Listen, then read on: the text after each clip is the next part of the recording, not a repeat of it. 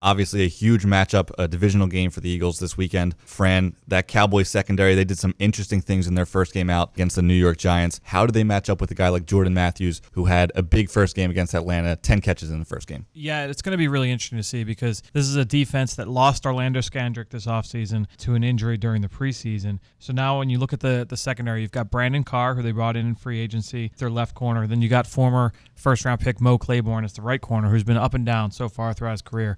They lose Scandrick, who was he played outside in base and then slid inside in nickel. People like Greg Cosell thought that he was the best corner on the roster. So they're down a man. So who's going to play in the slot now? Right now you see Tyler Patman. That was who we saw last week as the nickel corner. Patman, I think, is a decent player, but I think that he's a little limited. So I would imagine that that's an area where you could see a Jordan Matthews, you could see Nelson Aguilar, Josh Huff, whoever is lined up in the slot. That would be a matchup that would be interesting to exploit. But then when you look at how else they deploy those players, they played a lot more dime this past week than what we saw from them last year. I think in the games I charted last year, they played only 3% of their snaps in dime, and they played 12 of their 19% of their snaps. So they went go from 3% to 19% in this past game. So Byron Jones came in as the dime linebacker, played over the tight end. They didn't always play in man, but they did always play him over the tight end. So that'll be an interesting theme to watch.